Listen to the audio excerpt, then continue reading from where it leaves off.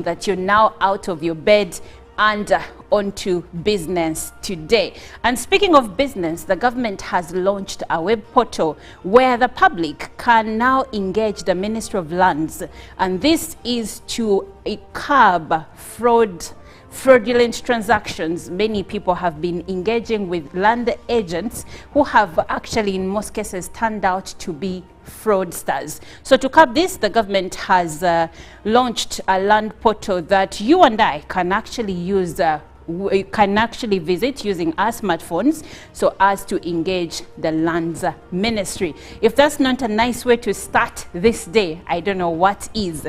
And I was speaking about the day, many events are happening across the world. The war in Gaza is still ongoing. The other day, Iran flew rockets into Israel, whereby even its dome at some point could not contain them. There were too many and pretty much unexpected by Israel. But now Israel has sworn that it's going to retaliate. Now, fears of a World War III are starting to come up, but we also had these fears when the war in Ukraine started, and we are hoping that it doesn't result into a world war, because if history serves us right, the World War brought the world to its knees. Now, if you think that COVID-19 brought the entire world to its knees, you can't imagine a time when you're running away from bombs and missiles and rockets.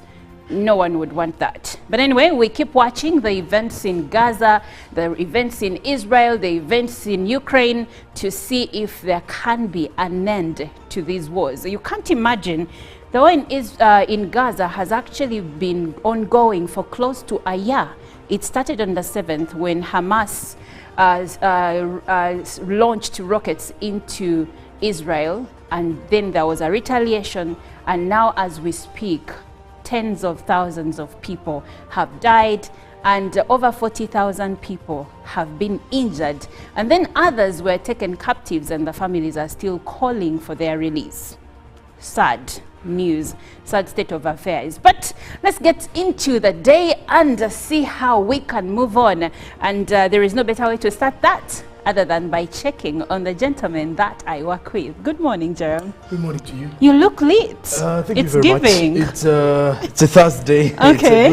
It's a new month. All right. I told myself that since we're heading into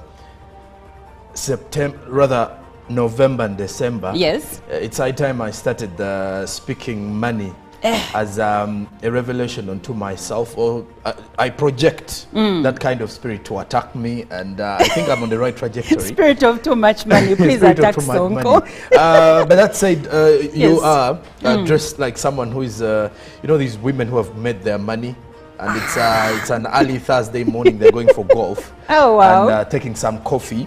Who knows if I'm going for golf, Sonko? Anyway. And how do you know that I've not made my money, Sonko? Maybe if at all we get off air and you show the entire team that you have the money, but now then we you shall people don't believe me like that. Agree. But that's today is a Throwback Thursday. Yes. And I choose to throw back to an incident that happened at Makerere University 4 years back on the 20th of September, when the iconic Ivory Tower, the tragic incident where a fire gutted part of the building. Yes. And the good thing is, 4 years down the road, fast forward 2024, yesterday the president returned with the First Lady to Makerere University, not only to officially recognize the new Chancellor of Makerere University, but at the same time also commission and reopen the Ivory Tower, which was, of course, now reconstructed, and new technology was also added to the same building. I was actually going to ask where are we in terms of technology, because I understand that lots of important documents were lost in the fire 4 years ago. Yes, and with technology this time round, you do realize that many people were questioning why would an iconic university of Makerere's stature have to only rely on only documents, files, and yet we are moving into the world of technology, meaning now the features will also include keeping these files on on the drives, meaning now having computers within all these particular offices at the iconic Ivory Tower is one of the new developments that are coming in. But the most interesting bit is that many of the Makerere University alumni were really happy that their iconic tower was back, because that is one of the many bragging rights anyone from Makerere University has been having. And for the past 3 years, they've not been talking so much about it. And the good note is, here we are, and you can still now go back to Makerere University and take a picture of that.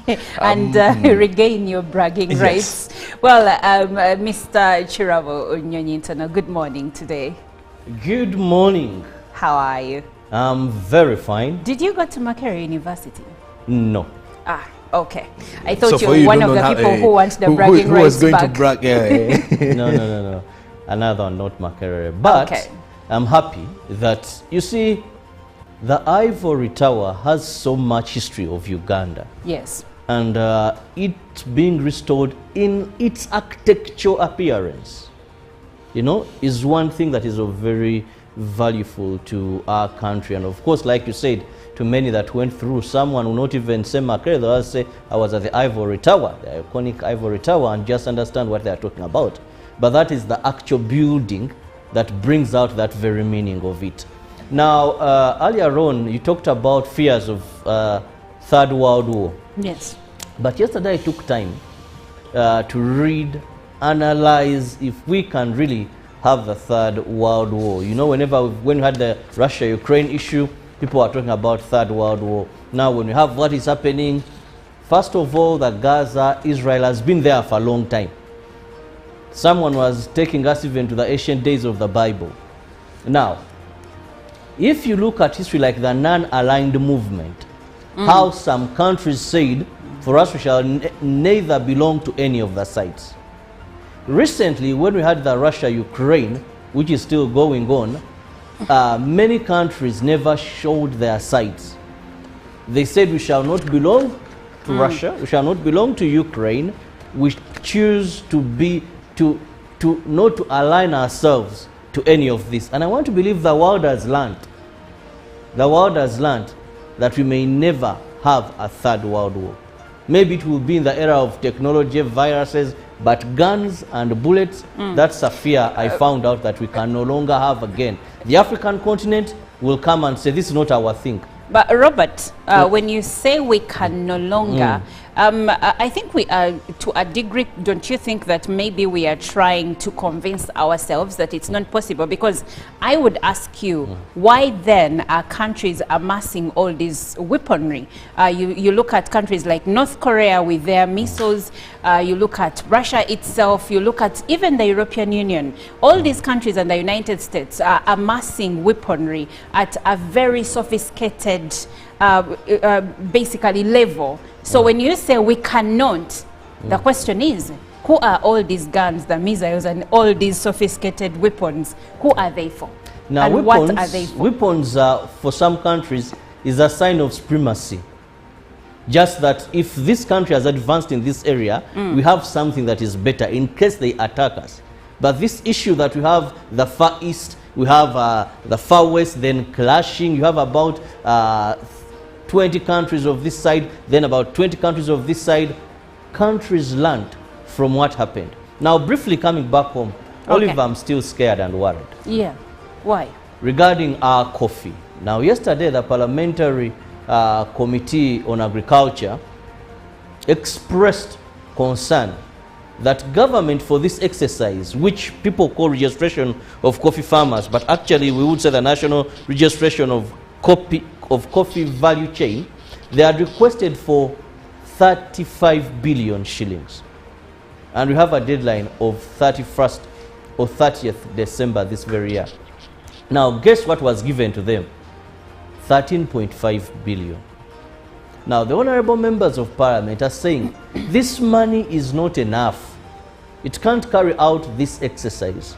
Remember, in the last 12 months, we were able at least to have 6.8 million bags. In the last 12 months, so much coffee, and 60% of this coffee was exported to the EU. Now, if the EU says that you must carry out this exercise for us to continue buying your coffee, we must be sure that it's not being grown in areas where deforestation took place, or areas where where people reclaimed wetlands. And here we are, our biggest exporter, 60% is the European Union. We need money, we don't have the money. We've set a deadline of December, but this is something we knew in 2002, December, actually around 5th December, when the European Parliament passed this. So here we are. I'm worried because many Ugandans still depend on coffee for their livelihood. It's something at least someone knows that when I sell this coffee, when the season happens, I'll be able to roof my house.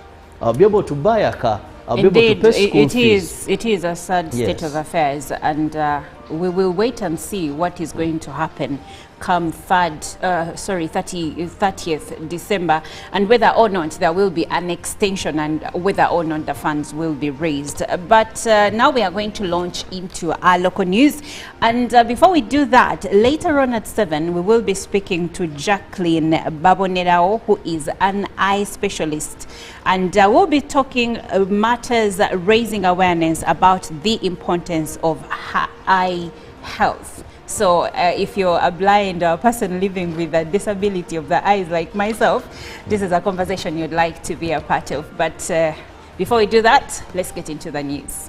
Well, we'll begin with President Yoweri Kaguta Museveni, who urged academicians to enhance their efforts in refining nature by developing effective scientific measures for the optimal utilization of natural resources.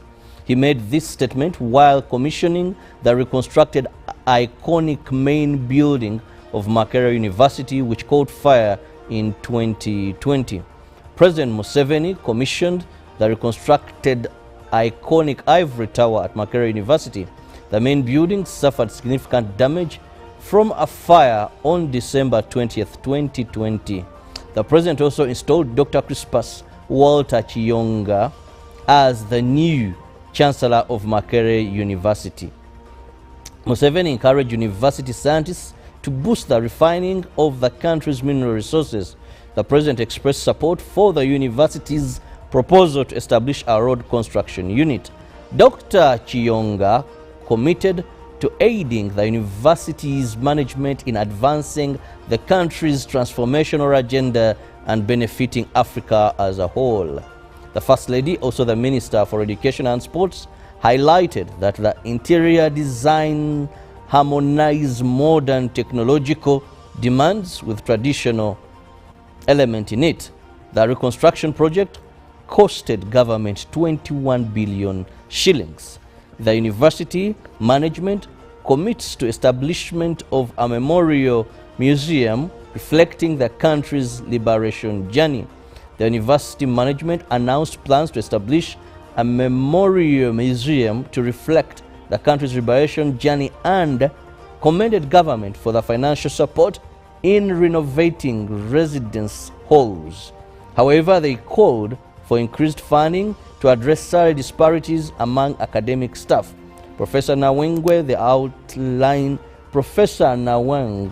outlined additional infrastructural programs and promised to provide an accountability report to the government detailing the use of funds.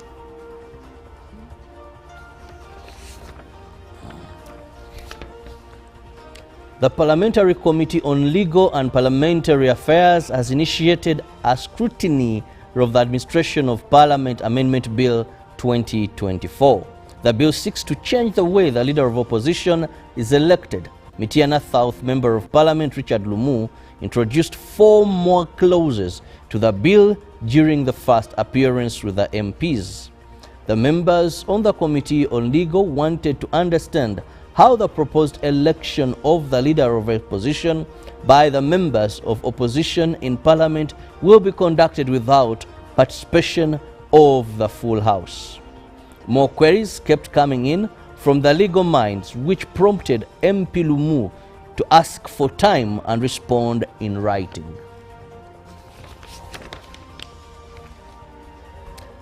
The 2-day Southern and Eastern Africa Chief Justice Conference that took place was closed by the Deputy Speaker of Parliament, Thomas Tayebwa, at Munyonyo. Representing the Speaker of Parliament, Anita Among, speaking at the conference, Speaker Among said the conference was timely among member countries in line with administering justice to litigants and sharing ideas, best practices, which in turn help to unlock economic resources in member countries. Tayebwa also applauded the milestones achieved by the forum since its inception in 2003, which he was helped in bettering service delivery in member states. With this, he urged member states to continue with the move. He applauded the enabling environment created by the NRM government, which has seen the conference a success in Uganda. In attendance was the Chief Justice of Uganda, Alfonso Winidoro, the Chief Justice of Kenya, Mathian Kome, and he said the conference offered them value opportunities to network and sharing insight on how they work together as Africans. Kome also highlighted some of the key issues tackled during the conference, among them sharing ideas on how to handle children cases and creating specialized courts for children, among others. The 8th and Eastern Africa Chief Justice Forum 2024 took place in Munyonyo and was held under the theme Enhancing Access to Justice, Understanding Reforms in Africa Judiciary. And finally, land agents and brokers exorbitantly fleece the unsuspecting public of their money in making land transactions on their behalf, yet many are fraudsters. Government now launches a public web portal that enables the public engage the land ministry through use of smartphones for land-related services other than the usual physical land office engagement. However, one needs to have an account with Uganda National Land Information System through an app. The State Minister for Lands, Honorable Sam Mayanja, lauded the newly launched land portal for being efficient, corrupt-free, since land transactions are made through smartphones. The Permanent Secretary Ministry of Land, Dorcas Okalienye, boasted of revenue generations of the newly launched public portal, and she is optimistic that the digital land registry now will avoid masqueraders and fraudsters that have been exploiting the public. Uganda has 3 million smartphone users, and most landlords use cell phones, a technical glitch the public would want the land ministry address and have the portal translated into several languages. The project manager, National Land Information System Enhancement Project, Alexis Centinaio, provided and said this system will tackle very many challenges that Ugandans have been going through when it comes to matters of land. Now moving on, Israel's military says 8 of its soldiers have been killed in combat in southern Lebanon, its first losses since the start of the ground invasion against the armed group Hezbollah. Hezbollah, which is backed by Iran, said it had destroyed Israeli tanks during the fighting and insisted it had enough men and ammunition to push back the forces. Earlier, the Israeli military announced that more infantry and armored troops had joined the operation, seeking to dismantle what it called terrorist infrastructure in Lebanese border villages. Meanwhile, at least 5 people died and 8 were wounded in an Israeli military airstrike in the Bakochora area in central Beirut, Lebanese officials reported. The multi-story building targeted housed a Hezbollah-affiliated health center and is just meters away from Lebanon's parliament and United Nations regional headquarters. This is the first Israeli strike to close to the center of Beirut, with other attacks overnight hitting the southern suburb of Dahir.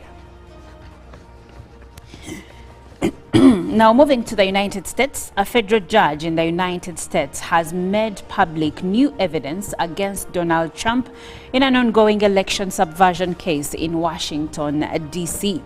Judge Tanya Chatkan unsealed a 165-page court filing on Wednesday that details prosecution's argument that Trump, in his final months as president, acted in a private capacity to overturn the results of the 2020 election. The filing is the latest effort by Special Counsel Jack Smith to illustrate how presidential immunity does not apply to Trump's actions. It presents perhaps the most complete case yet of the 70-year-old's efforts to cling to power as his term expired. It also arrives barely a month before the 2024 election as Trump seeks re-election once more. In the filing, prosecutors allege Trump told members of his family, "It doesn't matter if you won or lost the election, you still have to fight like hell." Now back to Africa, more than 100 people are missing in Nigeria after a boat carrying mostly women and children capsized in Niger State in the country's north, this according to local authorities. The locally made wooden boat with a capacity of 100 passengers had about 300 people on board when it overturned in the rural Mokwa district, an emergency official said on Wednesday. The vessel sank in the Niger River on Tuesday night at about 8:30 p.m., said Abdullahi Baba Ara, the Director General of Niger State Emergency Management Agency. The passengers were returning from an Islamic religious festival when the incident occurred.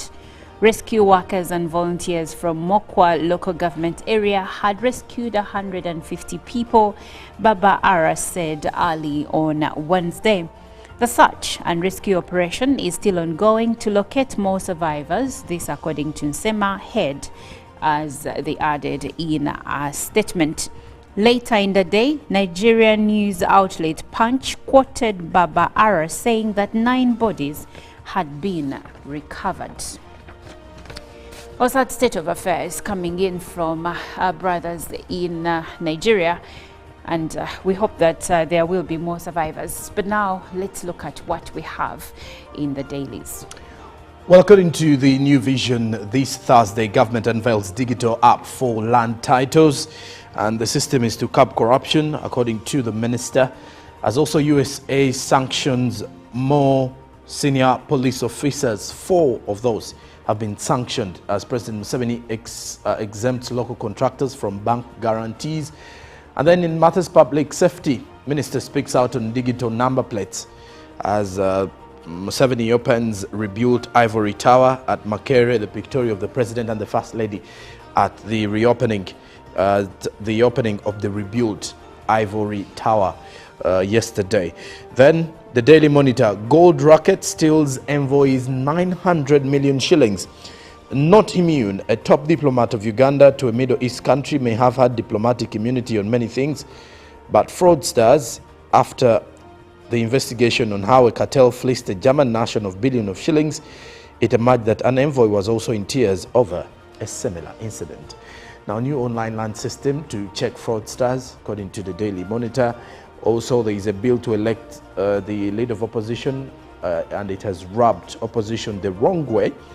Now, in DM today, matters cars 2024, the 2024 Hilux, perfect for off-road driving.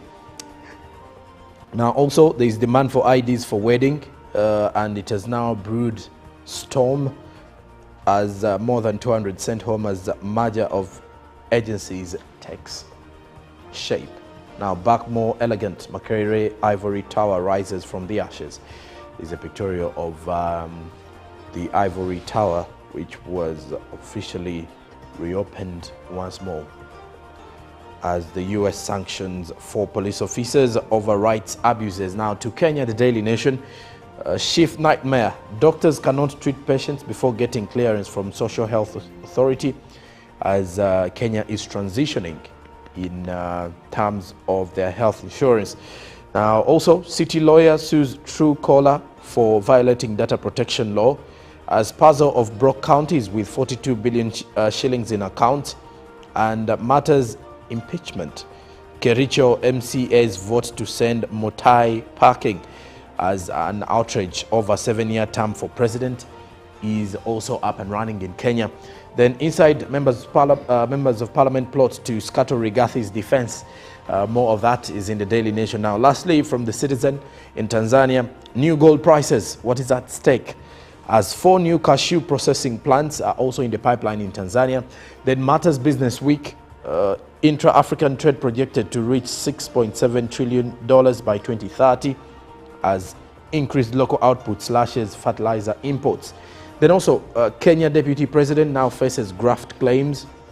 As in the other news, harmonization of financial rules across SADC beckons. That does it for our press review this Thursday. Now, as we come back from the press review, we will leave you from a bust from the past. And this is a hit by Mariah Carey, Love Takes Time. Now, when we come back, please stay around, because when we come back, we are going to have a conversation about the importance of eye health. And I'll be speaking to Jacqueline Babonelao, who is an eye specialist. Stick around, because today we have many interesting guests. Live from UBC Studios in Kampala, this is Good Morning Uganda. Maybe if at all we get off air and you show the entire team that you have the money, But now then we you shall people don't believe me like probably that. agree. But let's say today is a Throwback Thursday. Yes. And I choose to throw back to an incident that happened at Makerere University 4 years back on the 20th of September when the iconic Ivory Tower, the tragic incident where a fire gutted part of the building. Yes. And the good thing is, 4 years down the road, fast forward 2024, yesterday the president returned with the First Lady to Makerere University, not only to officially recognize the new Chancellor of Makerere University, but at the same time also commission and reopen the Ivory Tower, which was, of course, now reconstructed, and new technology was also added to the same building. I was actually going to ask where are we in terms of technology, because I understand that lots of important documents were lost in the fire 4 years ago. Yes, and with technology this time round, you do realize that many people were questioning why would an iconic university of Makerere's stature have to only rely on only documents, files, and yet we are moving into the world of technology, meaning now the features will also include keeping these files on, you know, on the drives, meaning now having computers within all these particular offices at the iconic Ivory Tower is one of the new developments that are coming in. But the most interesting bit is that many of the Makerere University alumni were really happy that their iconic tower was back, because that is one of the many bragging rights anyone from Makerere University has been having. And for the past 3 years, they've not been talking so much about it. And the good note is, here we are, and you can still now go back to Makerere University and take a picture of that. And regain your bragging rights. Well, Mr. Chirabo Onyonyintono, good morning today. Good. Yes, for the 2024 years. And that comes itself that Thursday. Yes, because money is not enough. It can't carry out this exercise. Remember, in the last 12 months, we were able at least to have 6.8 million bags in the last 12 months. So much coffee, and 60% of this coffee was exported to the EU. Now, if the EU says that you must carry out this exercise for us to continue buying your coffee, we must be sure that it's not being grown in areas where deforestation took place, or areas where where people reclaimed wetlands. And here we are, our biggest exporter. 60% is the European Union. We need money, we don't have the money. We've set a deadline of December, but this is something we knew in 2002, December, actually around 5th December, when the European Parliament passed this. So here we are. I'm worried because many Ugandans still depend on coffee for their livelihood. It's something at least someone knows that when I sell this coffee, when the season happens, I'll be able to roof my house. I'll be able to buy a car. I'll be able to pay school fees. It is a sad state of affairs, and we will wait and see what is going to happen come 30th December, and whether or not there will be an extension and whether or not the funds will be raised. But now we are going to launch into our local news, and before we do that, later on at 7 we will be speaking to Jacqueline Babonerao, who is an eye specialist, and we'll be talking matters raising awareness about the importance of eye health. So if you're a blind person living with a disability of the eyes like myself, this is a conversation you'd like to be a part of. But before we do that, let's get into the news. Well, we'll begin with President Yoweri Kaguta Museveni, who urged academicians to enhance their efforts in refining nature by developing effective scientific measures for the optimal utilization of natural resources. He made this statement while commissioning the reconstructed iconic main building of Makerere University, which caught fire in 2020. President Museveni commissioned the reconstructed iconic ivory tower at Makerere University. The main building suffered significant damage from a fire on December 20th, 2020. The president also installed Dr. Crispus Walter Chiyonga as the new Chancellor of Makerere University. Museveni encouraged university scientists to boost the refining of the country's mineral resources. The president expressed support for the university's proposal to establish a road construction unit. Dr. Chiyonga committed to aiding the university's management in advancing the country's transformational agenda and benefiting Africa as a whole. The First Lady, also the Minister for Education and Sports, highlighted that the interior design harmonized modern technological demands with traditional element in it. The reconstruction project costed government 21 billion shillings. The university management commits to establishment of a memorial museum reflecting the country's liberation journey. The university management announced plans to establish a memorial museum to reflect the country's liberation journey and commended government for the financial support in renovating residence halls. However, they called for increased funding to address salary disparities among academic staff. Professor Nawangwe outlined additional infrastructural programs and promised to provide an accountability report to the government detailing the use of funds.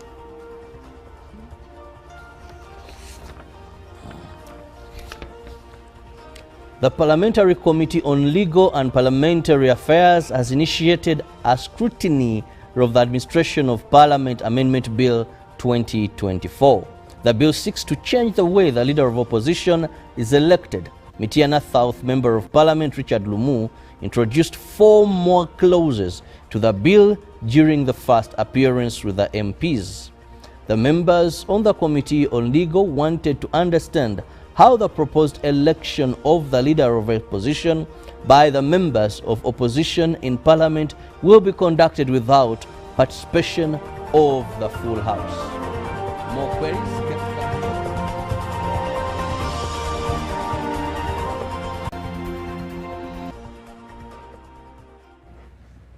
Good morning. Welcome to the time for our news brill. It's 9 minutes past 7 o'clock. I'm Olive Monica Najuma. Now, like I earlier mentioned, today we delve into a conversation on the importance of eye health.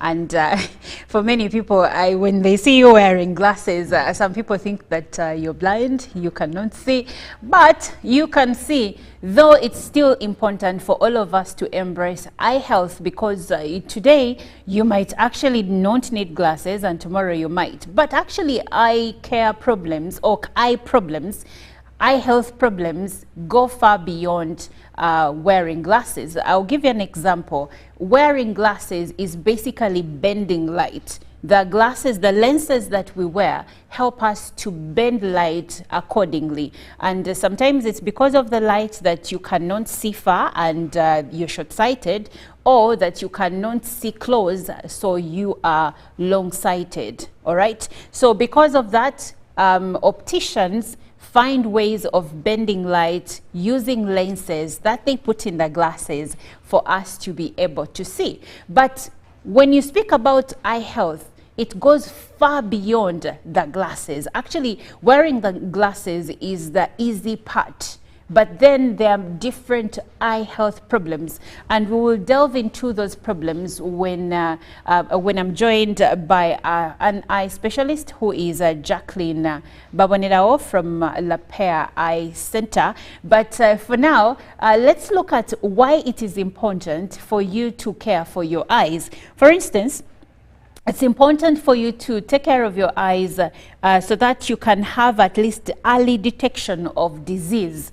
If you do regular eye exams, then they can help you detect eye disease and other health problems earlier on. And in most cases, we care about other parts of our body. We will do exams to see that maybe we have or we don't have cervical cancer. We will have different exams to check for breast cancer, to mention but a few. So as we do these, we must as well have regular exams for our eyes, so that in case of an eye problem, we can detect it earlier on and get the right medication or professional help. Then the other importance is that it will help you to prevent vision loss. Eye exams can help prevent vision loss and blindness. Imagine if you got blind just because you were unable to check your eyes in time. So it's important for all of us to have consistent and regular eye exams. And then, of course, overall health. Eye exams can help identify early warning signs of other health problems such as diabetes, hypertension, and cancer. Yes, the eyes, through examining your eyes, you can actually detect other ailments. And I think you have actually noticed that sometimes your eyes will, for instance, if you have a baby and the baby has yellow eyes, that could be a sign that they have jaundice. So you look at their eyes to determine what other ailment they might have. And according to medical reports, they can actually, regular exams can actually help to detect other health problems like diabetes, hypertension, and even cancer. And then there is, of course, the quality of your life. Vision can improve quality of life. I know this because I cannot deal without glasses. I can't see. So imagine if you are squinting, you can't see, the light is affecting you, yet you could have avoided this by having regular eye exams. And then there is the part of the brain health where healthy eyes are linked to the health of your brain. So every part of our body is interlinked, and it's important for us to maintain good health when it comes to all of them, and in this case, our eyes. And then it would also help us to avoid injuries, or to prevent injuries, because good eye care can help prevent injuries. Yes, if you can see, it means there are many things that you're going to avoid. Now imagine if you're squinting, maybe you're short-sighted, long-sighted, or there is another eye problem that you might have, and you cannot get ahead of it because you cannot, you get into other challenges. Maybe you're driving and you end up in an accident because you could not actually see properly. So it's really necessary for us to have our eyes checked on a regular basis. It's very important. And when you go to an optician and they tell you your problem is beyond bending the light, getting you glasses and the lenses, then you might consider visiting an ophthalmologist, because this is a doctor that is trained with eye care. or eye health. So you don't just stop at the optician's office. Sometimes you really need to get the way you go to a dentist for your teeth, you go to an obstetrician, a gynecologist for your reproductive health problems. So you might as well have to visit an ophthalmologist, but the eye care doctor may have to recommend you to do that.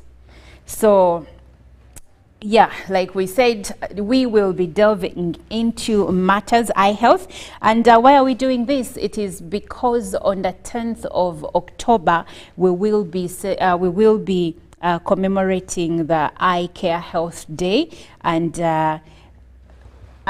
we will be speaking to Oliver Mwanko, who is the Senior Public Relations and Communications Manager at Lapere Group. And Oliver is right here with us right about now. Good morning. Good morning. Well, I'm Olive and you're Oliver. Nice to meet you. What a much. Yeah, nice to meet you too, Olive.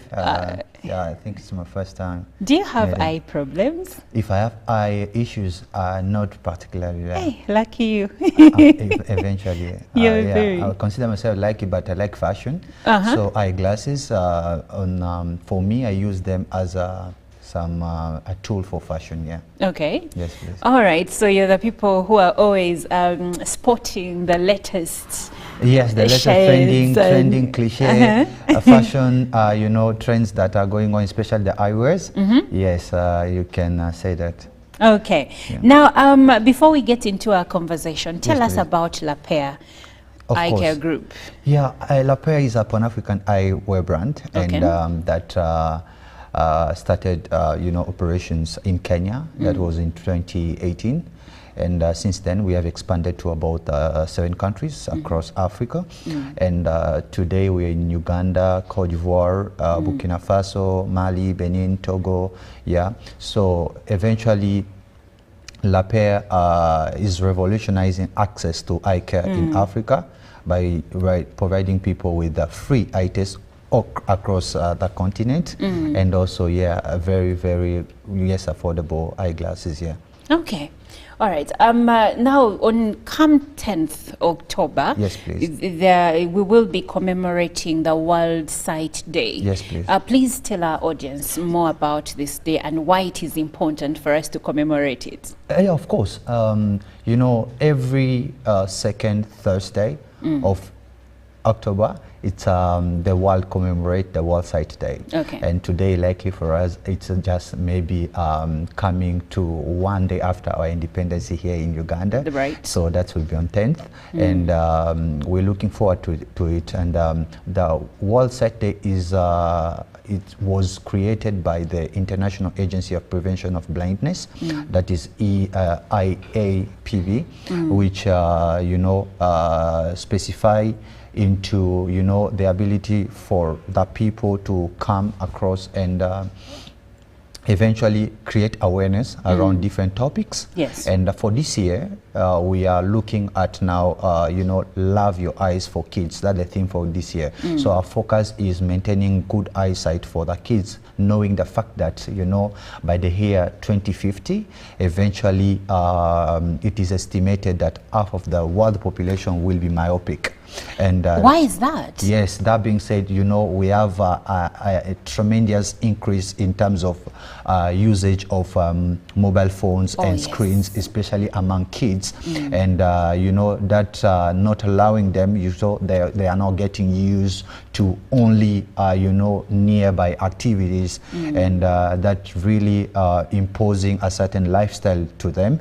And for that, you know, you see increase, you know, the increase of myopia among children, and you know, children are going to be the one driving, you know, the world tomorrow. Yes. And that being said, so the projection is according to that. Eventually, so countries like China, which will be like 50% of that, their population will be myopic, and everyone in Uganda might be myopic, like half of the population. Everyone, how many Ugandans? Okay, in Uganda, let's look at the numbers. Yes. We have about 46 million Ugandans. Yes, please. And we have 3.5 is it 3.5 smartphone users? Okay, I'm not saying you're wrong. I'm just saying 3.5 also equals actually the number of people who actually have issues with their eyesight. The latest that was a statistic given by the Ministry of Health in 2021. Okay. But then we're in 2024, so that number could have been going up, most probably. And looking at that fact, you understand now with the fact that with this projection we are looking at a number of at least 30 million people, because children today, one parent can have 5 children. So I agree. And each of these 5 children has a tablet, a phone, there is the screen, gadgets. Everywhere you walk now, there's at least a gadget or a screen that you are looking at. So literally. Okay. I hear what you're saying. Do you think that let's look at actually the 2 years for the case of Uganda. Of course. Let's look at the 2 years our children were not in school. Yes, do you believe that this even heightened smartphone usage among children? Yes, of course. And it might contribute to a larger problem years to come. Yeah, though, you know, technology advancement is proper good for different, values and possibilities to change the world, or maybe the African continent, which is okay. However, with the same technology, we have to understand how to use it. Simply because when you use technology badly, and it can have an impact on yourself, and probably on the future of the people that are using that technology. Let's say the gadgets, phones, you understand? Yes. So while we were growing up, you can't see like a kid walking around with a phone, and kids were allowed to play outside. Now that we are having apartments and you have no playground, and you see many children are confined in a space whereby the only source of entertainment could be a television, you understand, going to YouTube, or maybe watching something on TV or on their phones, on their tablets, and whether they are learning or not, but that's still a very nearby activity that they are doing on a daily basis. And when they do that, because the children's eyes are still developing, to the fact that they are getting used to that nearby activities. So you'll understand that because they have no practically no time of playing like more than 2 hours every day being outside. In the natural light. The natural light, seeing things that are far, like adapting their eyes to different scenarios, and their eyes are adapting to the environment they are confined in, and that probably have an effect of long time that what creates now myopia, and you see many young children now wearing glasses. Yes, many children are actually wearing glasses. When you visit even a nursery school, you're going to find children as young as 3 or 4 wearing glasses. But let's take a short break, and we'll be right back.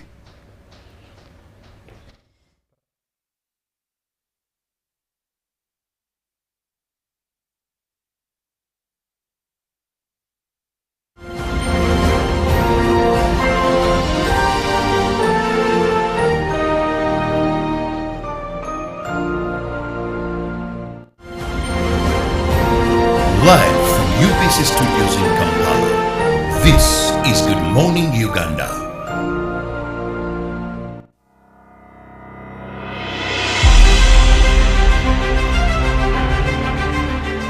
Independence Day is observed as a national holiday in a country. Uganda became an independent sovereign state on 9th October 1962. Uganda is born again, free and independent.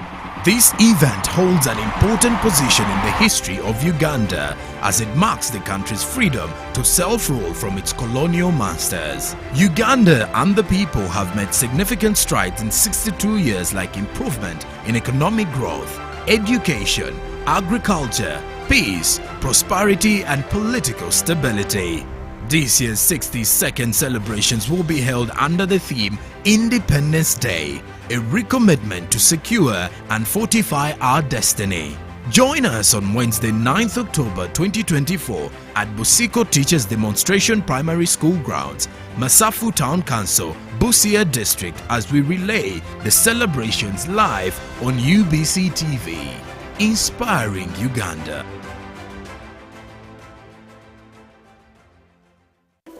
In a nation hungry for truth, a world where every story matters, There exists a beacon of trust and reliability. For decades, they've been our voice and our window to the world, holding the mirror of our history. With 4 TV stations and 11 radio channels spanning 27 languages, they stand as guardians of information, defenders of truth. With Makerere Heritage Advantage, they uphold every citizen's right to reliable and free information. Their archived stories shaped our past and illuminate our present. Yet now, as new challenges arise and the world evolves, their mission faces its greatest test yet. Be part of our journey and let's navigate the unknown, uncover the untold, and safeguard our future together. Tune into your public broadcaster, for it is the intersection of trust and truth. Because to UBC, your story, and every voice matters. Live from UBC Studios in Kampala, this is Good Morning Uganda.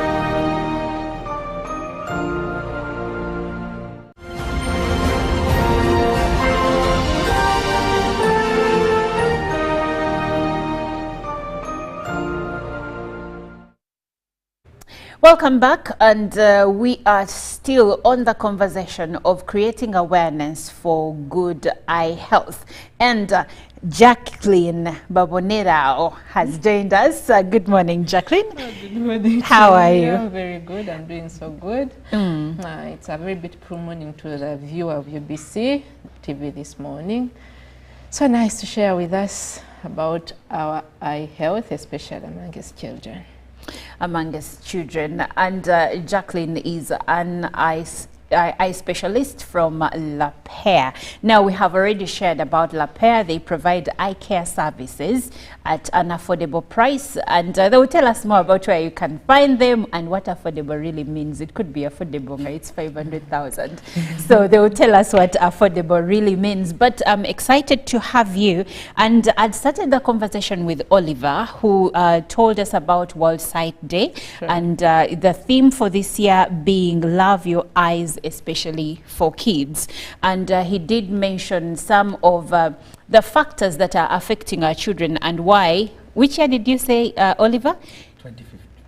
2050, yeah. By 2050, why by 2050 half of the world population may actually be myopic? So he did tell us that issues like being exposed, constantly exposed to screens, to gadgets, might actually contribute to this problem. Now, Jacqueline, as you join us, I'd like for you to tell us about the current situation analysis on children's eye health and some fun facts about eyes that many people may not know.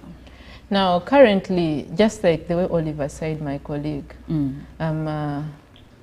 if you're to really look through currently the way children are affected by this issue is not the way it used to be very long ago. I think you can see that.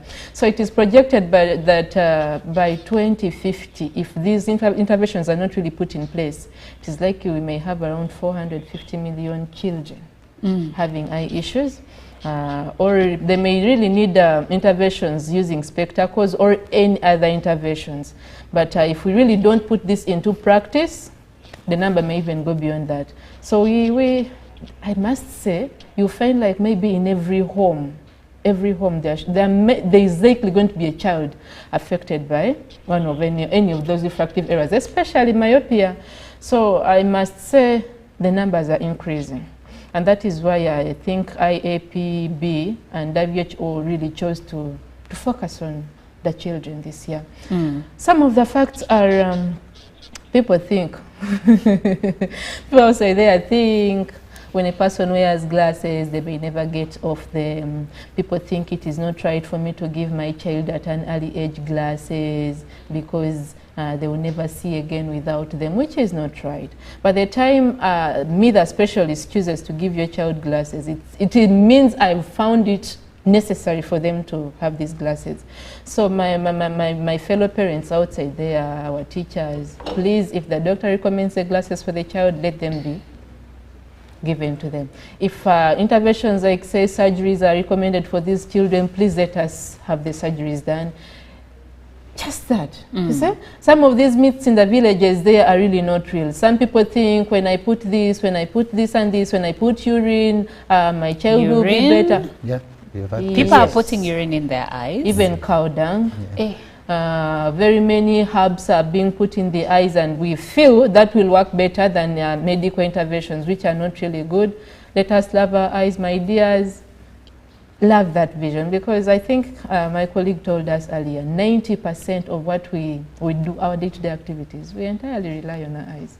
We do, yes. Yes, 90% of what we do. Not until you lose that vision, that's when you know how precious it's been to you. I always challenge some of my colleagues. Just one day, just a few hours like this, or even just a few minutes, try to cover both eyes and start moving around. Even a few minutes is too long. That's when you know how precious the vision has been. So yeah, that brings us to the reason as why we are really focusing on children. We do believe that if we handle the children now, we are saving the future. We are saving the generation. We are coming to the foundation. We are coming to the roots to help handle these. Maybe children are born with, there are those that develop along the way. So we want to cap this earlier, so that the future is saved. We realize that most of these conditions, as long as they are diagnosed early and interventions are done earlier, we can always have some of them capped at least before they can really progress to something that may be beyond control. Okay, and speaking of that, so what sight problems or signs should parents and teachers look out for to know that there is a vision issue here? Now, every time you see your child struggling to see, like you're seated at home, this child is moving closer to the TV, there is a problem.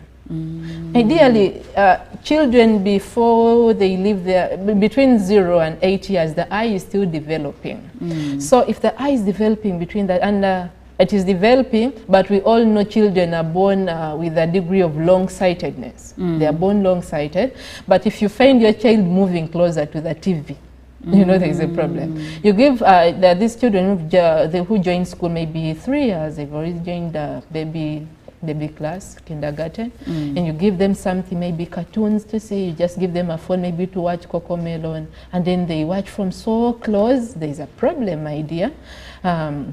Children who squint to see, yes, you've given them something to see or to read, but they have to first close their eyes a little or to narrow them up for them to see.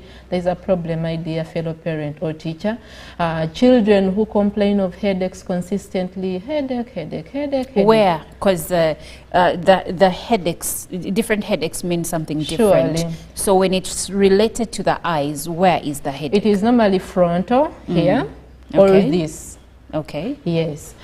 So such headaches are indicative of eye problems. However, there may be other causes, but for eye issues, that could be one of the signs. Then for any child whose eyes get red, they get swollen, they're itchy, they're teary, there is always a problem, my dear parent or teacher. Please have the child seen by a specialist as soon as possible. Then the children, you produce them and you really see they have crossed eyes, what we call strabismus, like the eyes are not really aligned in the right What shape. we call endali in Uganda. Yes, that one.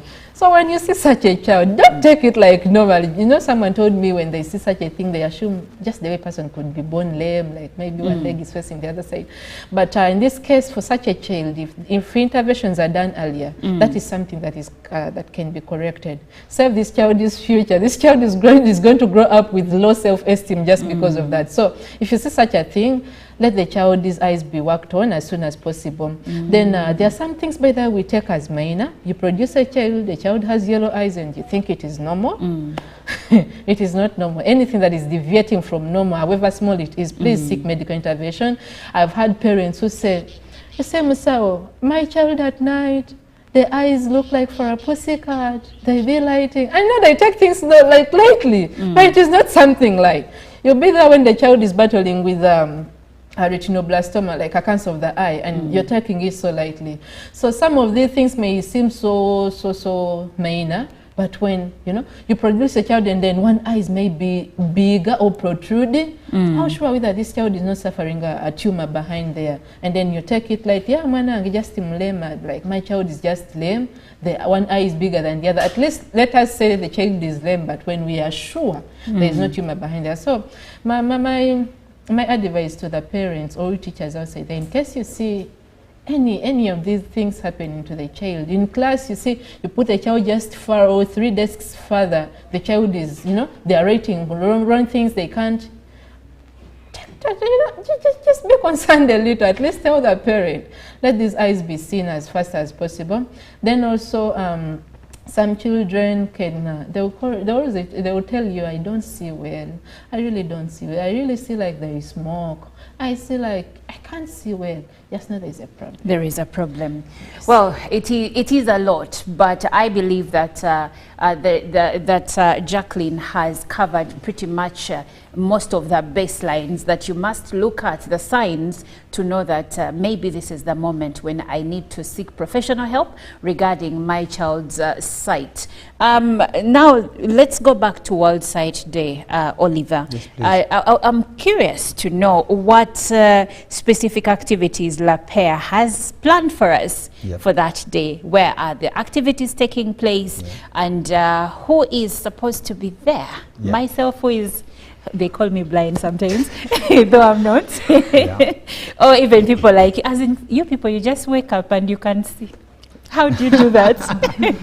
We especially in this era, we probably let me speak for myself. I'm quite fortunate. I think it's also due to genetics, and that also played a role. And I think that's probably it. But with time, I know it will catch up with me once I'm 40. Yes. 40 is not so old. Once with time, like in few years now, that I will catch up with it, because every human being at the age of 40 develop some type of condition that you necessitate, we call it presbyopia. So that you will not be able to see nicely, or maybe eventually at the actual rate things that are nearby.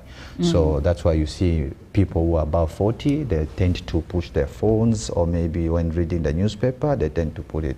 So I'll come there. Okay. So now on the World Sight Day, yes. La Pair, as I mentioned, we were doing a lot of activities. So we started from our side to create awareness already around the topic of eyesight for kids. And within the 6 countries, what we have done, we have been going to schools and doing some workshops with the kids, the parent, but also the teachers. And so the workshop also includes, educating the children on how to take good care of their sight, what food to eat, how long should they stay on the gadgets, and how many hours should they need to play outside if they are in a confined space, and that is a requirement even for them. What time should they sleep? You understand? How should they literally take care of their eyes without even someone monitoring them? So it has to be put into them at early age, so that they develop that habit. And with that being said, so we've done it in over 6 countries now, and during the World Sight Day, as you see, all our eye specialists will be dressed differently, with a message that is being portrayed, you understand, just to celebrate the World Sight Day. And eventually, for every person coming at La Pair will have, the right to have their eyes tested for free, consult any optician or any, optometrist, any eye specialist, free of charge indeed. And on top of that, we have some gifts for children who are going to come across La Pair branches. We have type of classes. Where we give are them your branches? Our branches, in Uganda, we have like 15 different locations. In Kampala here we are at Wandegea, we are at Kisementi, opposite CTR. We are at Kampala Road, we are in Tinda, we are in Chengera, we are at Mnatete, we are at Kabalagala, we are at Shaliwajala, Kampala, and we are also at Chitintale, and much more, yeah. How affordable are your glasses or your services actually? Our services, yes. So we have a dynamic service, and we believe that you know, eye glasses or maybe access to eye care shouldn't be expensive, and therefore we have broken the barrier of free of consultation or maybe people paying for eye tests. So eye tests at La Paix are free of charge. Eye exams at La Paix are free of charge. Whenever you come in, just walk in, it's free of charge. And then glasses at La Paix start at as low as 105,000. That includes both lenses and the frame, like the frame you're wearing now. And if you can just walk into La Paix and you find a couple of them like that, even better, so that at the same price, that 105, and then yeah, you have your eyes tested for free and you enjoy life and the brightness of it. Thank you, Oliver. And Jacqueline, your last remarks in a few as we come to the end of our conversation. Okay, thank you so much. Now, my very last remarks to the viewer outside there is love your eyes, love that kid's eyes. There are quite a number of things that come as we grow. For these children, the most unfortunate bit is that in eye care, the challenge we face is most of these sight-threatening issues, sight-threatening conditions don't come with pain. That is why we are emphasizing that free eye test. Please have your eyes tested, have them tested. That's the only way you can know that you have this issue, the other, or this, or you're fine. Even if you're fine, you'll be advised on how best you can keep your eyes well. So you'll be battling there with a glaucoma or what when you don't know, not until the vision completely goes. That's when you realize, oh, I don't see. Well, did you know most of the patients I get there, they will come when they don't know they see with one eye. Not knowing the other so doesn't see. So have that have your eyes tested, and yes, that's the only way you can know what you really have to handle. All right, thank you so much, Jacqueline, Babonerao, and Oliver. Oliver is the Public Relations Officer at La Paix Eye Care Center, La Paix, and then Jacqueline is an eye specialist. So visit La Paix and have your eyes checked. Now we have come to the end of this conversation. Jerome Paul is coming up next with business updates.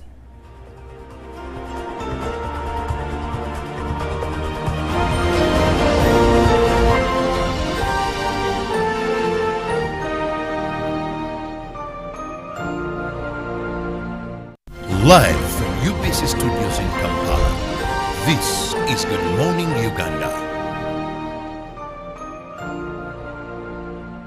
Pick of the day on UBC. He expected me to die like within the first 2 years. Out of the blue, the child will get pains, especially in the wrists. And this happens commonly when children are starting to walk. Was brought to you by I'll call you every day, yeah, yo, baby, don't go. You can now get all the Chibuzi out with MTN voice bundles. Call all networks. Kubi Dondoro. Buy a 25-minute voice bundle for only 1,000. Or buy any daily voice bundle of your choice. Dial *100 *21# and select daily, or use the My MTN app. When we talk together, we are unstoppable.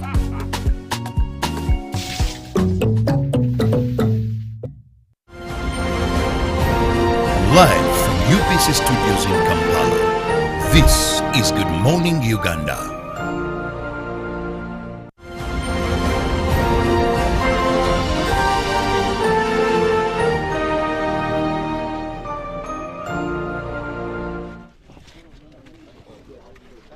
So you're welcome. My name is Dan, your guide at the Equator Korongo, where is an experiment to show us the northern hemisphere, the southern hemisphere, and the equator line. So basically, we demonstrate to you a force caused by the Earth's rotation. It is called the Coriolis force. So Coriolis was a Frenchman. He's the one who discovered this. So he said objects are attached to the Earth's surface, like hurricanes, giant storms. When they are spinning in the northern hemisphere, they spin counterclockwise. But here now, the water is not attached to the Earth's surface. It spins clockwise in the northern hemisphere. Why? Because objects in the north are normally deflected to the right by the Coriolis effect. So this is not the only experiment that shows to you the Earth spins. In another one, they use a pendulum. It's named after a French man. It's called the Foucault. So you release that Foucault pendulum in the north. It will also spin clockwise. You find that pendulum around serious science universities and museums around the globe, showing you the same thing. So we name the bowel polar bears. These are ice animals. You only find them in the Arctic. And actually the word Arctic comes from a Greek word, Arctos, meaning bears. Then Antarctic means no bears. So we shall cross to the southern hemisphere and check the difference.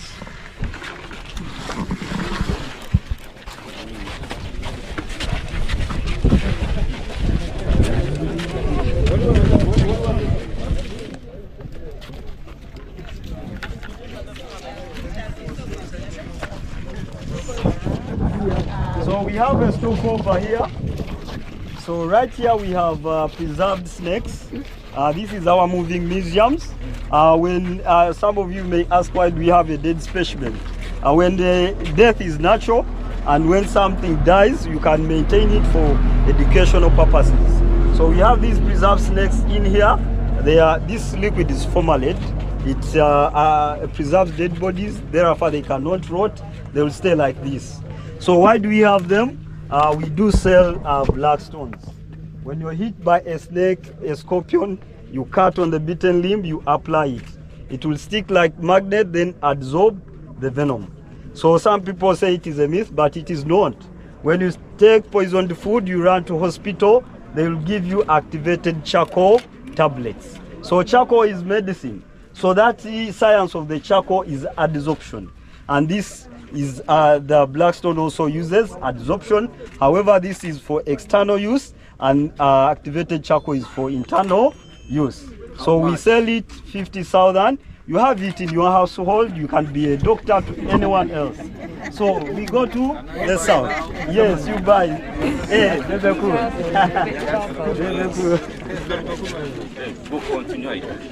Yeah, somebody. Yeah, thank you.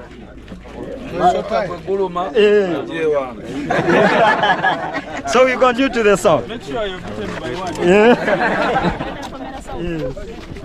To prove the hypothesis.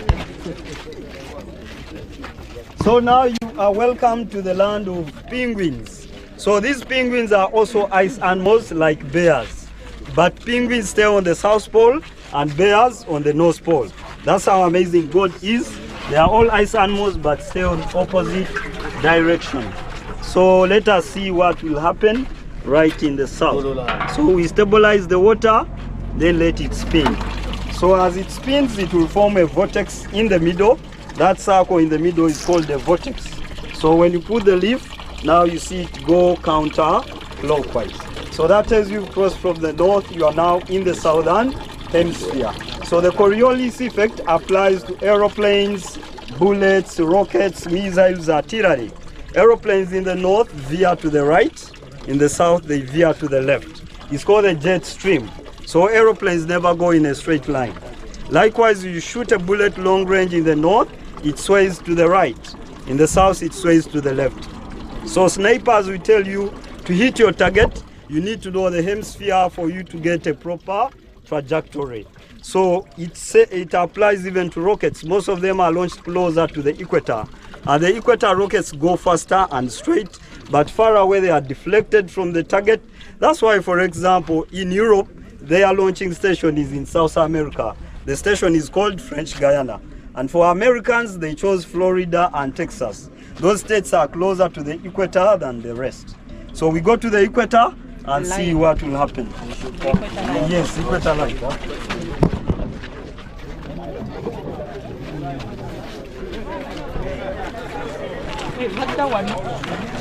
The Spanish word for equator. So that country is called Equator. So yes, Ecuador. So it was discovered 1700 years back by the Frenchmen. So after Ecuador, it goes to Colombia, then Brazil. In Africa, Sao Tome and Principe, Gabon, Congo Brazzaville, DRC Congo, Uganda, Kenya and Somalia. Asia, Maldives, Kiribati, Singapore, Indonesia, and Malaysia. What is that knife for? It stabilizes the water. Okay. So the circumference of the equator is 40,077 kilometers. And when you stand here on the equinox day, noontime, you won't see your shadow. It happens 21st of March and 23rd September. So those 2 dates mark the beginning of rainy season. That's when the sun is crossing from one hemisphere to another. Still on the line, you are lighter, you are less by a kg. Why? Centrifugal forces make you lighter here. We are far away from the center of planets than the poles. So at the poles you are heavier, at the equator you are lighter. So let us see what will happen right at the center. So you notice here, the leaf goes on down the drain straight. So the reason it does not spin is the same reason cyclones, tornadoes, hurricanes never cross the equator. They are deflected to the right, to the left. A bulge is created in the middle. That bulge at high school, we call it the intertropical convergence zone. It's where winds from the north and the south, when they reach the equator, they come down. So for that reason, you should all thank God you are born in the Pearl of Africa. No tornadoes, no hurricanes, no cyclones in your motherland. Hallelujah!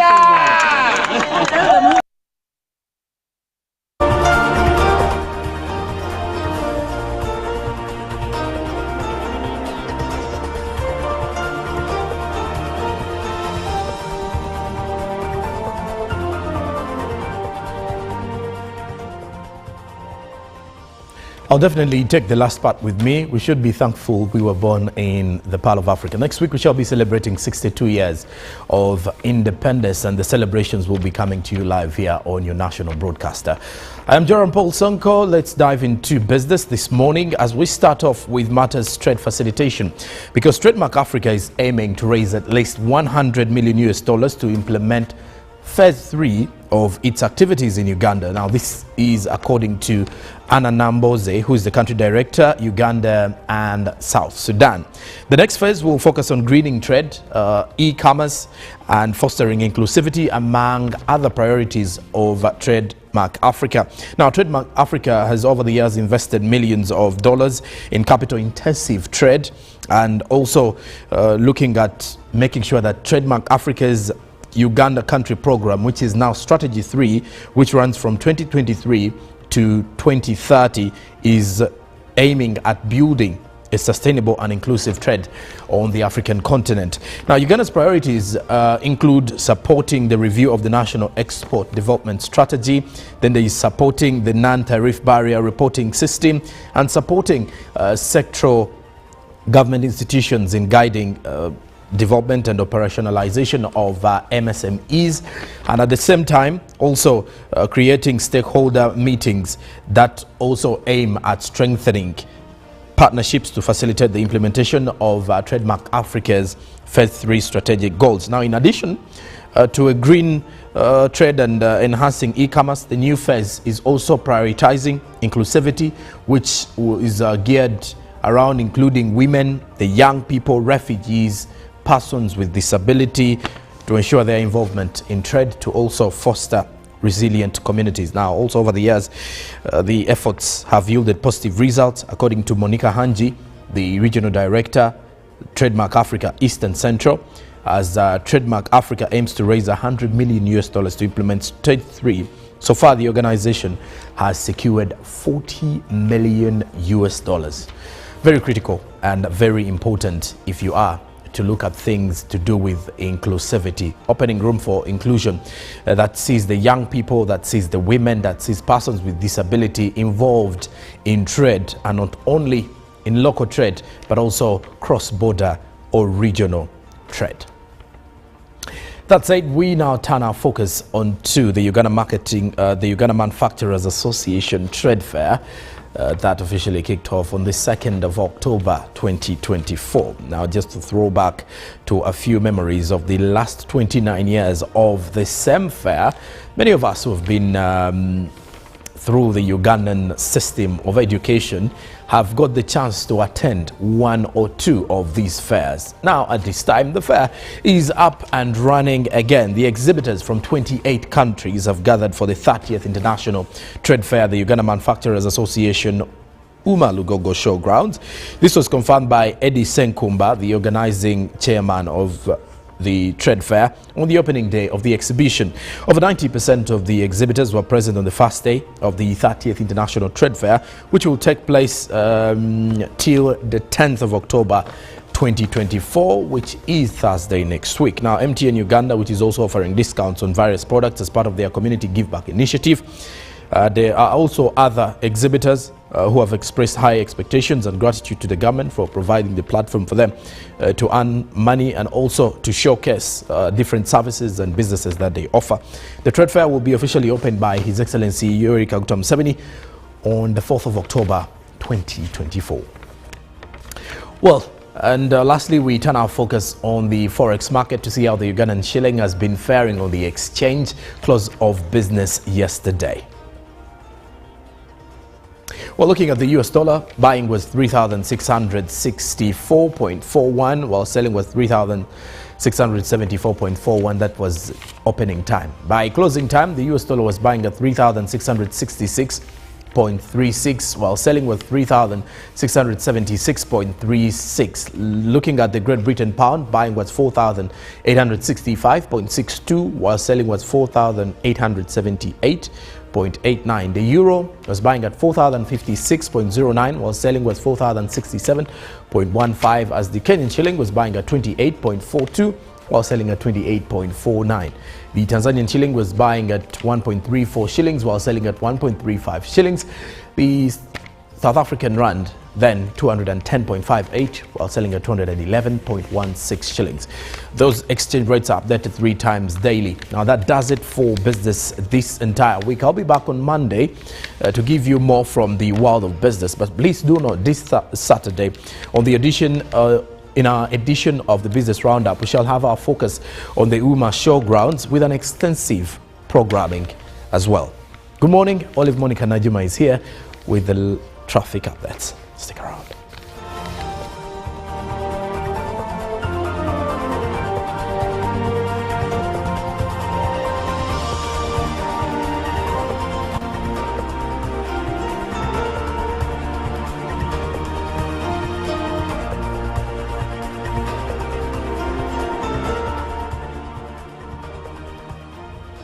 Well, let's delve into the traffic updates. I'm Olive Monica Najuma, and we start right outside of Chira Road Police Station, which is also along Chira Road. A few minutes ago, there was traffic jam in this on this part of the road, but now I see it has cleared. A bit of traffic jam coming from Kamocha side, and I think that is because of the traffic lights. Same applies to the traffic jam that I see coming in from Lugogo Bypass. Now, when we cross into Lugogo Bypass, we have smooth flow of traffic, except for Naguru Drive. Here we are experiencing traffic jam.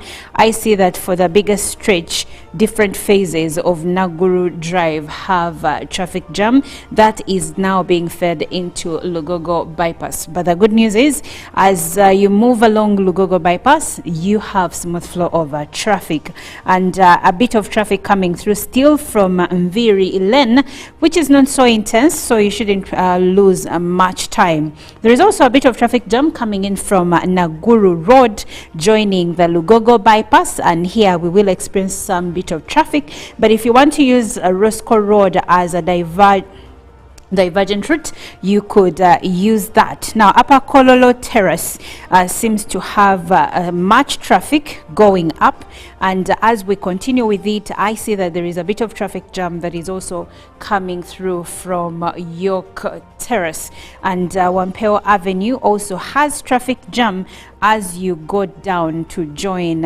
Ginger Road. Here I see that the traffic jam situation along Wampeo Avenue is actually intense, both for those coming from Ginger Road going up to Kololo, and those coming from Kololo to join the main Ginger Road roundabout. And here I see that there is traffic jam coming in from Ginger Road, and it's quite a huge stretch of traffic jam. There is also traffic jam that is coming through from First Street, and yeah, what I see on Ginger Road is actually a sight to behold.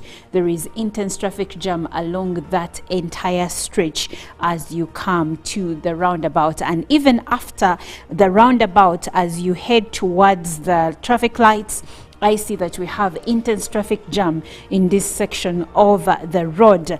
Access Road is also bringing in traffic jam, and after you have crossed the traffic lights, I see that there is smooth flow of traffic, save for those that are heading towards Ginger Road itself. Well, that does it for our traffic updates for this morning. Thank you so much for watching Good Morning Uganda. Now, Jerome Paul Sonko is coming up next with Thatcher Nachimuli to talk matters Chira Motors. Stick around.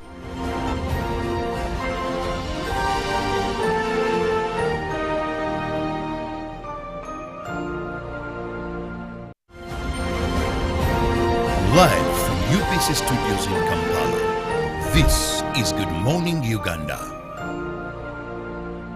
Pick of the day on UBC. He expected me to die like within the first 2 years. Out of the blue, the child will get pains, especially in the wrists. And this happens commonly when children are starting to walk. Was brought to you by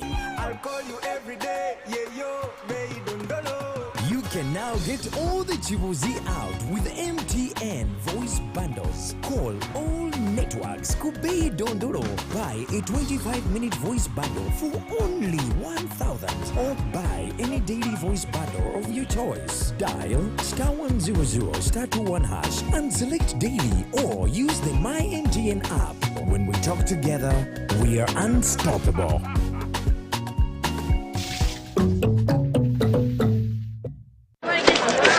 Junko. Yo. What you go? Check the shopping, man. What's your secret? Uganda, haven't you heard of the Parish Development Model, PDM? Yes, I did, but I thought it was just a talk. No, Sebatia. It is real. I and a few friends together formed a circle, accessed money from the PDM, invested in a portrait project, and now things are moving. Junko. I thought I was one of your friends. You are. But you left me behind. I didn't leave you in poverty. What you do, just visit your LC2 chairperson and your parish chief and start the process of economic transformation. Just like that. The Parish Development Model is an initiative from the government of Uganda through the Ministry of Local Government designed to transform all lives of Ugandans for the better. PDM, my parish, my development, my life.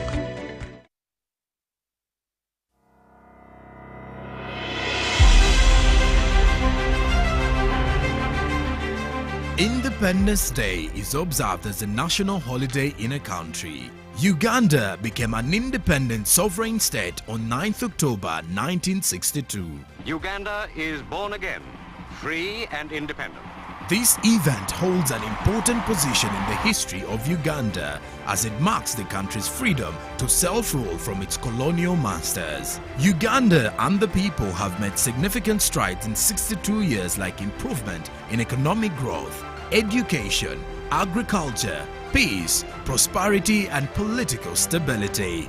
This year's 62nd celebrations will be held under the theme Independence Day, a recommitment to secure and fortify our destiny. Join us on Wednesday 9th October 2024 at Busiko Teachers Demonstration Primary School Grounds, Masafu Town Council, Busia District, as we relay the celebrations live on UBC TV. Inspiring Uganda.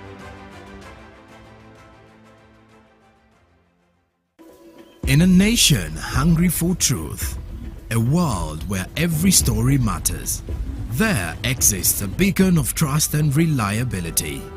For decades, they've been our voice and our window to the world, holding the mirror of our history. With 4 TV stations and 11 radio channels spanning 27 languages, they stand as guardians of information, defenders of truth. With Makerere Heritage Advantage, they uphold every citizen's right to reliable and free information. Their archived stories shaped our past and illuminate our present. Yet now, as new challenges arise and the world evolves, their mission faces its greatest test yet. Be part of our journey and let's navigate the unknown, uncover the untold, and safeguard our future together. Tune into your public broadcaster, for it is the intersection of trust and truth. Because to UBC, your story, and every voice matters. UBC, inspiring Uganda. Live from UBC Studios in Kampala, this is Good Morning Uganda.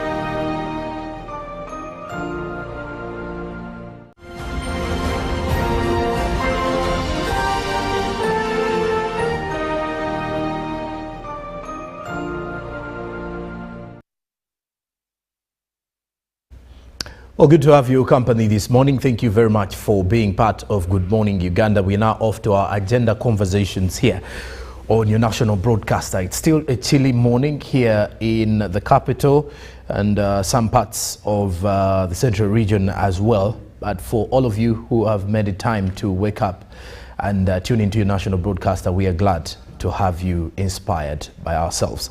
This is a topic that we are most probably supposed to be having every other month, because when you look at the different world conversations in regards to the automotive industry, many of the conversations are guiding towards turning everything to E or electronic. And of course, in the month of August, on the 16th, when the Kira Motors held its first e-mobility expo, then it was a game changer. Many people were looking at it from a side of how will this impact Uganda in general. But that is something that we are looking back at now and say we are now waiting for the second e-mobility expo next year. Our conversation this morning is talking about commissioning of the Kira vehicle plant. And this is a conversation that is going to be steering so many discussions coming up in Uganda's automotive industry. Why is that so? Because there is a lot of potential for Uganda in regards to vehicle production, especially electronic vehicle production, and then also looking back at how far we've come as a country in the same regard. Now, joining me this morning to have this conversation, I do have Miss Nachimoli Mpanga, who is the Principal Program Officer, Secretariat of Science, Technology and Innovation, Office of the President, to guide us on to what is likely to be expected during the commissioning and how far has Kira Vehicles plant come. A very good morning and thank you for joining us. Very good morning to you. Pleased to be here. Okay. Speaking of the commissioning, I want us to start from there. When is the commissioning, and has it been long overdue, if I am to ask? Yes, the commissioning of the Kira vehicle plant will take place on the 7th of October, that is Monday next week, and it will be presided over by His Excellency the President of Uganda. Yes. Okay, and if it, in regards to the commissioning, one would wonder, since the President is going to commission, this has been a work in progress. Yes. How did it start? Where is the plant? The vision of the plant started a while back, dating back from when a group of students first decided to innovate the Kira EV, the first electric car developed by Ugandans and Africans on the continent. And at this point, this vision of setting up a production facility for vehicles made in Uganda, and specifically electric vehicles, was birthed. But the actual realization of this started around 2013 2018 when we started the designs as well as the construction of the facility. And to date, we've been able to realize over 100% of the plant, and that's why we are commissioning it on 7th. Okay. The plant has the capacity to make over 2,500 vehicles annually, and it's able to deliver different types of vehicles ranging from buses, coaches, trucks, as well as pickups under contract manufacturing. Okay, speaking of the commissioning coming in on Monday, one may wonder, what does this mean to Uganda's automotive industry? The commissioning of the plant, first of all, the Kira vehicle plant is the first of its kind on the continent because it's the first vehicle plant that is going to focus on electric vehicles as well as eco-friendly vehicles and new energy vehicles. So this is a very big impact, not only for Uganda, but the entire continent. But at the same time, it's one of the key cornerstone projects for our industrialization journey. As Uganda gears towards sustainable industrialization, job creation, and towards the middle income, we anticipate that the plant will be a key project that will deliver this for the nation. Okay, and you've spoken something about the eco-friendly initiatives and that the Kira vehicle plant is pushing forward. If you can elaborate more on that so that Ugandans get to understand, because now conversations of climate change are up and running, and every other manufacturing industry is trying to see that whatever they do is meeting the standard of the world, but at the same time making sure that it's protecting and conserving the environment. Okay. The first eco-friendly, definitely the most obvious, is that we are going to be making eco-friendly vehicles, so that will be the biggest impact. We have electric coaches, electric buses that we shall be making at the plant. But the design of the plant itself has been established in such a way to ensure that we are not only meeting the regulations for environmental sustainability, so we've incorporated high-end technology for waste treatment, as well as different technologies along the production process to ensure that we deliver eco-friendly vehicles sustainably. Okay, let's look at it from the economy's perspective, because ours is an economy that is growing, and I want to believe that with the vehicle plant up and running, the Vision 2040, which looks at creating and opening Uganda as a strong manufacturing hub as well on the continent, I wonder what this means for our economy, especially where we also have other players who are not manufacturing vehicles in the country, but they are selling to the Ugandans. Given that this is the first plant of its kind in Uganda where we'll be making vehicles locally, the plant has the opportunity to stimulate an economy around it. The Kira vehicle plant needs suppliers for different components and materials that we cannot make ourselves. So if someone wants to make for us batteries, or they want to make for us brake pads, or they want to make shock absorbers, those are all different economies that can feed into the plant. So as an impact on the economy, that's one of the areas that we could impact in terms of localization of the supply chain for the different vehicles that we are making. But at the same time, where the plant is located, an impact on the community, stimulating economic development around setting up social services, infrastructure. When we first went to Jinja, there was no electricity at the park, the industrial park where we are located. There was also no water. And one of the first things we did was to extend water to the industrial park as well as extend power to the industrial park. And this not only impacted the community because now people could access those services, but at the same time it has stimulated the economic and social activities. Most of our staff at Kira Motors Corporation live within the area, and they've been able to access housing from the community. So in terms of stimulation around the community, we've been able to have that impact, but also in terms of job creation. Currently, the Kira vehicle plant employs over 200 staff. These are Ugandans? These are Ugandans, all Ugandans at the moment. We do have some technology transfer from our technology partner, but our staff is 100% Because I also Ugandan. wanted to understand the training programs, Yes. especially for the various employees that you have, because now this is a very sensitive kind of manufacturing plant that we Yes. have. Like we all agree, it's the first of its kind, and you wonder the training programs, how easy is it for our, let's say, students, let's say from the mother university, Makerere University, do they adopt easily with these programs available? There's definitely a bit of a learning curve, but one of the things that we realized early on is the human capital is still very lean, and in order for us to establish the capabilities we need to do our in-house training.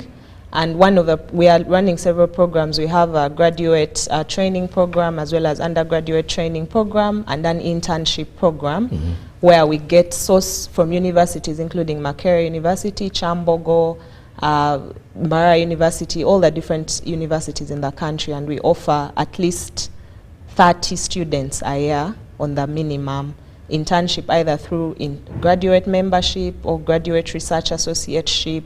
For those who have graduated as well, we have a program that offers them that. Okay. We also have programs for upskilling our in-house staff at the plant, and also with our technology partners, with programs abroad where we don't have the capabilities here. We can support them through upskilling and training. Many of the Ugandans, while in the markets trying to buy, or when they go to a bond to buy a car, most of the times they look at the affordability. Yes. You know, that how affordable is this vehicle? If at all it's fuel driven, they will want to know the kind of fuel consumption rate it has.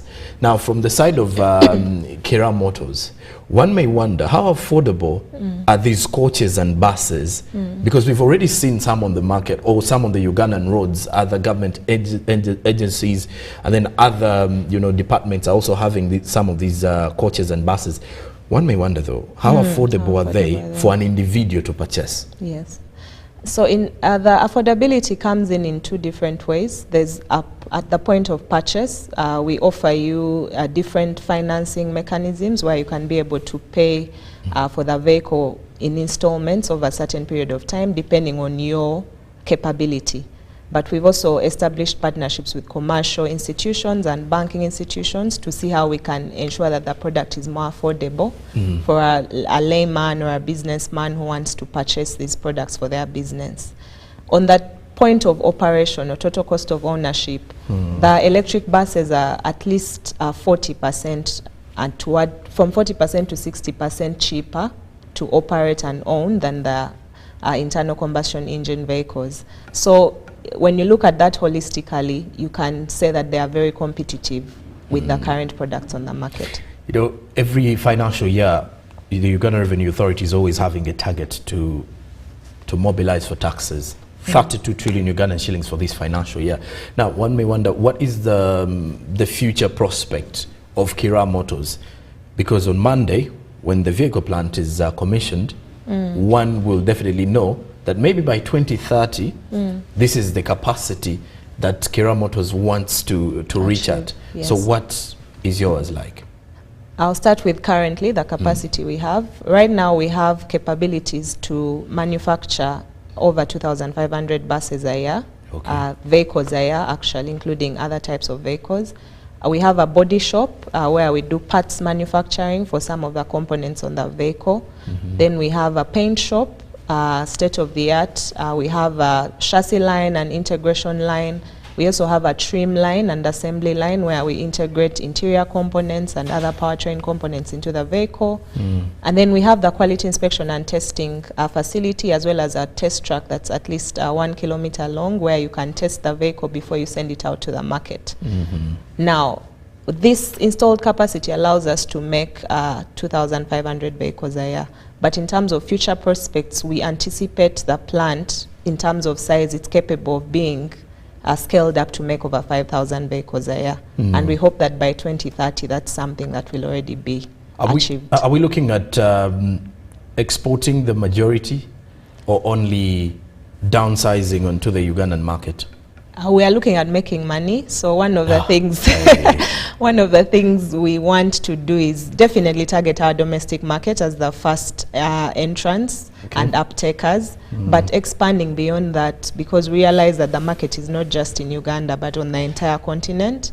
We are the first manufacturer of electric vehicles on the continent, and we know our market extends to the entire region. So we shall definitely export. Now, the other thing on the African continent or in Uganda, from the side of automotives, is that the idea of accessibility of the spare parts. Yes. Many of the people who are scared of buying certain vehicles or high maintenance vehicles claim that spare parts are not easily accessible. Now, as a plant, is there, do you have availability of these spare parts to meet the capacity that you're going to be manufacturing every other year? And then also, do we expect to have stalls within different parts of the country to ensure that these spare parts are very accessible for everybody? Yes, you're right. Definitely, spare parts is one of the key buying factors for most commercial vehicle owners. And we are going to set up a state-of-the-art production support center. We call it the 4S Master Store, where you can go to access maintenance services, repair services, access to spare parts, as well as consumer experience and market information and knowledge. So we anticipate that this 4S Master Store that we plan to set off in the next couple of months should help us increase access to spare parts for the different clients that we shall have. But also we are looking to partner with other companies that already have dealerships or already have servicing centers, so that we can have our spare parts available across the country and across the regions and the different countries where we shall be selling our products. I want to take you back to the month of August when the first e-mobility expo was held at the Kira Motors plant in Jinja. And during the time of the expo, there was quite a number of players. Yes. Many of them are direct suppliers, others are indirect suppliers, others are manufacturers as well. One may wonder, what impact did this expo in regards of opening room for a broader picture of Uganda's growth in e-mobility more so, but in general the automotive industry? The e-mobility expo, as a Pathfinder project, KMC as a company decided to set this up so that we could not only open the rest of the world's eyes to what we are doing in e-mobility in Uganda, but also to showcase our readiness to participate and the different players on the market. We were able to have over 50 exhibitors in the e-mobility space at the expo, and these were able to showcase their products and also market their products to both local and international suppliers, buyers, as well as customers that came for the expo. So it was an opening point to the future that's yet to come, or the future that's already here with us. Okay. Our theme was the future is green, the future is now. So we are showcasing that we are ready to participate in this space. Do we expect anything to do with an expansion of the plant, or so far so good? We are right now, the capacity we have installed is going to help us be able to deliver the immediate market, and as the future comes, we shall be able to expand to the 5,000 installed capacity annually. Okay. Speaking of innovation in design and production, how do you intend to foster, as Kira Motors or the Kira vehicle plant, how do you intend to foster this element of innovation? Because every other year, innovations are supposed to be upbeating the standards of the competition you will be facing. Definitely. One of our core values is innovation. We believe that that's where we started as innovators in Makerere University. Okay. And one of the things we're doing is building capacity for our product development team to be able to come up with new ideas, create different products and services around not only the existing products, but also new products. And we are working on things in the background, so we shall be launching a few things in the future around that area. I think I forgot to ask, during the commissioning, what do we expect? Because the president will be there. Yes. And one may wonder, what do we expect? Do we expect other industry players, or is it going to be an entirely automotive discussion and maybe the president is presence there? The president will be there, definitely. We shall have other industry players. We shall have some of our suppliers, other e-mobility players in the ecosystem. We'll also have some members of the public. We shall have media. We shall have a tour of the vehicle plant, and we shall be able to show you the capabilities that the plant has and the different things that we have been working on in the past few years. We shall also be able to host some international players and investors as well, and people looking to partner with us and participate in the automotive industry. And on that point of partnership, I wonder, have you worked or have you partnered with any company as of now? It can be Ugandan, one that is in regards to buying of the buses or coaches, and then maybe partnering with, let's say, a service provider, or let's say a manufacturer of a spare part that you use in the production. Yes, we have some partners. One of our biggest partners has been Luero Industries Limited, where we have been building some of our previous products before. Okay. They've been supporting us in that area. We've also partnered with some local manufacturers to see how we can localize some of the parts for the buses. We've established synergies with Uganda Batteries Limited, Nice House of Plastics. We've also started conversations with GDAS Aluminium for making some of the components that go into our buses. And then we also buy materials from many Ugandans, including our automotive paints, as well as our sorry to cut you short. You've mentioned something about Nice House of Plastics, and I'm forgetting what I discovered about Nice House of Plastics during the expo, because I saw them among the exhibitors then. But of course, when we are talking about automotives and the e-mobility, one may wonder, what is Nice doing in there? Yes, so the seats that go into our city buses, that's the electric bus, are made out of plastic.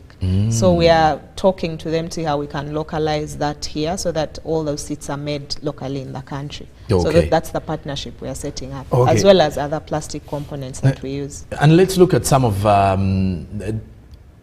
the companies that have bought buses, because we are seeing, what I know is the Uganda Airlines is one of those who have benefited from the production here, benefiting in a way that they've paid and they've got what they paid for. What other government entities or private entities have you worked with and sold to them? Yes, Uganda Airlines was our first client. National Enterprise Corporation has also bought one of our buses. Ministry of Justice has one of our electric coaches. We've also sold to some private individuals that I won't mention by name, but yes, we've sold some buses to private individuals. Civil Aviation Authority is one of our other clients that's benefiting from our products. Okay, now the local communities, the neighboring communities within, that is Jinja, and of course the neighboring areas around the plant. Yes. What is the intention of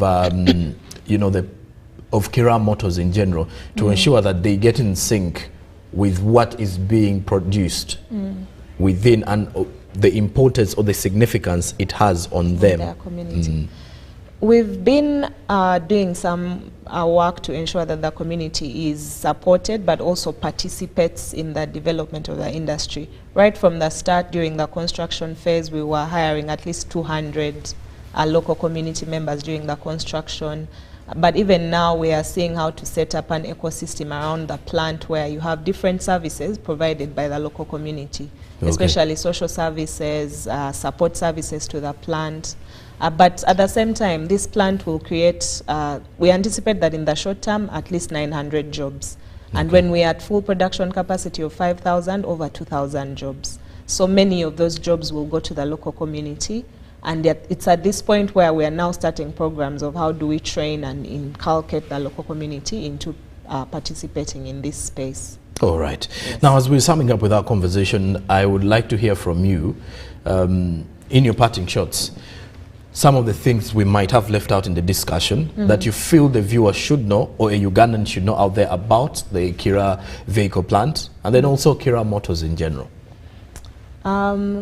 The viewers out there, what I would like you to know is that Uganda is on track to industrialize and towards middle income, and Kira vehicle plant is one of the anchors within the automotive space in Uganda. The products are ready. We are just waiting for you to buy the products, and we are happy when the product meets the customer's expectations. Okay. We have different variants of the buses and coaches, as well as capabilities to do contract manufacturing, whereby you can come in and tell us, I want you to make my product for me.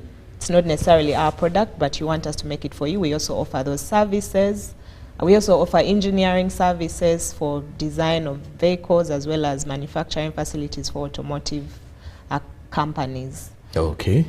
I also want to, just a quick reminder of how many have you produced so far, the coaches and the buses? So we've made 39 so far. Many of them have been sold. Okay. And majority of those are electric buses, both electric coaches, 2 electric coaches, and at least 25 electric city buses. Then the others are diesel driven? Yes, then the others are diesel. Okay. Yes. Thank you very much. Maybe one more thing, the public shouldn't worry so much about charging infrastructure. We are also setting up charging infrastructure across the country. And when you buy a bus, you can also buy a charger, so that you don't have to worry so much about it. So you can stage it at home, eh? Yes. Okay, or in the company premises. And that does it for our conversation here on the agenda. On Monday, the 7th of October, President Museveni will be commissioning the Kira vehicle plant. And of course, this is a game changer, not only in Uganda or the East African region, but on the African continent. The goal is to ensure that we manufacture as many buses as possible. And also, this is under the guidance or guardianship of the Vision 2040 that is aiming at ensuring that we become a serious manufacturing hub, if so to say. My guest this morning, as we're discussing more about Kira Motors, is Miss Nachimuli Mpanga, the other name quite difficult for myself. And she's the Principal Program Officer, Secretariat of Science, Technology and Innovation Office of the Presidency. Thank you very much. Thank you very much. Pleased to be here. All right. Pleasure was ours having you this morning. Ruben P. Machibirango returns with the latest from the world of sports. Keep it. Good morning, Uganda.